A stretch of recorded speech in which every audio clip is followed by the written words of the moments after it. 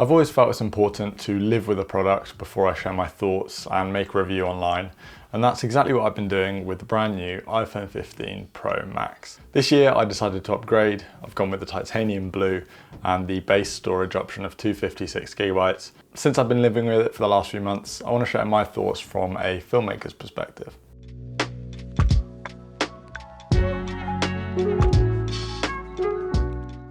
One of this iPhone's most significant selling points is the new titanium finishes. I was interested mainly in how it would make the device feel in hand and affect the build and ergonomics.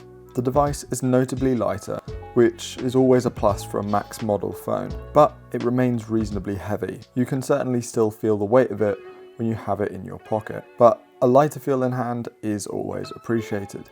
It's not just the lightness that titanium brings to the table, but a brand new brushed finish to the sides of the phone as well. I personally love how it looks. I've gone with the titanium blue finish and I've loved it.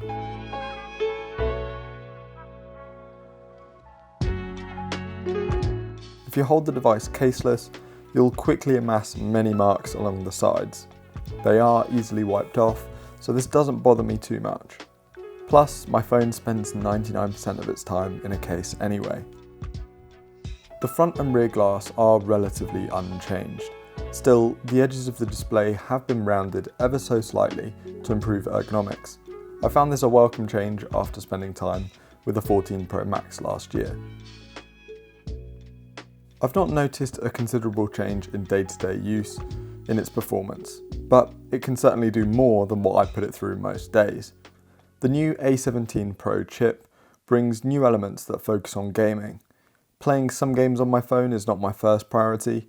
Still, the new 6-core GPU pays dividends in other areas like video playback, which I certainly notice. The screen is also excellent, unchanged from the year before, so it remains a very high contrast, vibrant and responsive display. This is partly thanks to the ProMotion 120Hz variable refresh rate display that works wonders. My only complaint is that when you turn the device to low power mode, you return to a lower refresh rate display. It's immediately noticeable and has prevented me from using that mode altogether. However, with such excellent battery performance, I've only encountered this occasionally. Living with this device is excellent. Its battery is great and I frequently put it on charge at night with 40% remaining. Of course, I'm yet to see how this changes over its lifespan, but it's a positive place to begin. Other quality of life improvements with this phone include the addition of USB-C. I'd love to tell you that this has been game-changing, but I'm yet to notice a massive difference in my use. I still need multiple cables to charge my other devices, such as my AirPods Pro 2. I frequently take my MagSafe charger for my laptop while traveling, so it's not the fault of the phone, but the ecosystem as a whole. Speaking of travel, the iPhone 15 Pro Max is an ideal travel companion. As mentioned earlier, the battery plays a big part, but as a filmmaker, I love the cameras. Since I picked up my camera 6 years ago, I've never let it leave my side. I have a Sony A7IV with me pretty much every day. Some days it won't get used, but I find comfort in having a capable filming device with me if an opportunity arises. This is even more the case when I'm traveling, but for my recent trip to Italy, it hardly made an appearance at all. My personal separation anxiety from my own camera meant that it still came with me on the trip, but it didn't leave my bag once. For the first time since embarking on my filmmaking journey, I've had a device in my pocket I can trust to capture great videos and photos while traveling, all while being discreet and straightforward. This has more pros than you think. In the past, carrying a camera with me has gotten in the way of some of my experiences while traveling. I'm too focused on whether my lens choice is correct or if I'm exposed correctly to remember to enjoy the moment. That's what the iPhone has always done well, and the iPhone 15 Pro Max does even better than ever.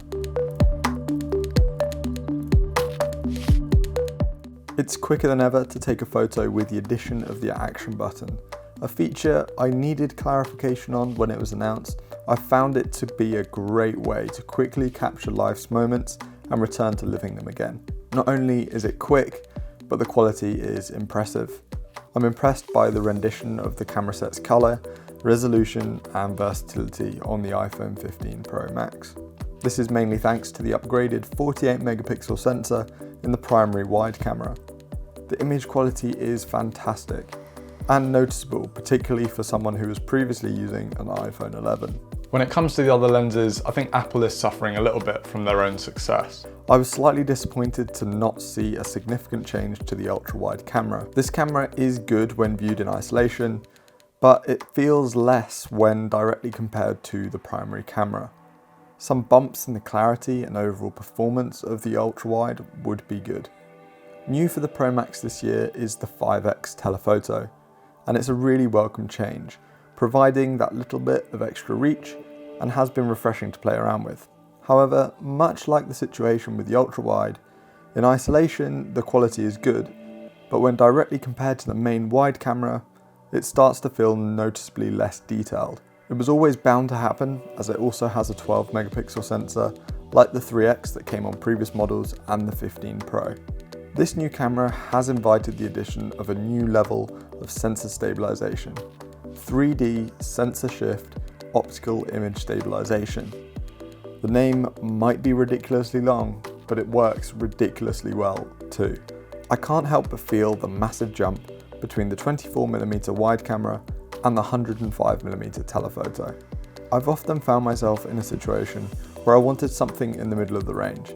Something like the 3x from the regular Pro would have fit perfectly here. As a videographer, there's no better way to capture life's moments than through video. Once again, this phone excels in this area. The images are great, sharp and clear, as we've come to expect from an iPhone. But this year, Apple decided to take it one step further for nerds like me to play around with AppleLog. The introduction of ProRes video was a welcome addition to the iPhone 13 Pro, but for me, it didn't really have a purpose.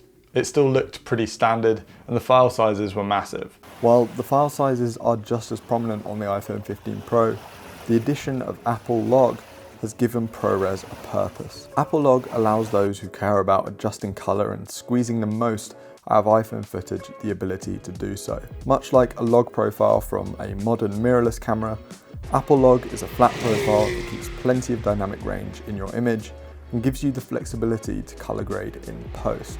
The USB-C port has also opened up possibilities in this area. Connecting an external drive allows for 4K 60 ProRes footage with AppleLog. Sure, the files are massive, but they sure do look good. Aside from the apparent gains in dynamic range and flexibility, my main takeaway is the reduction in sharpness in the footage, and this is welcome.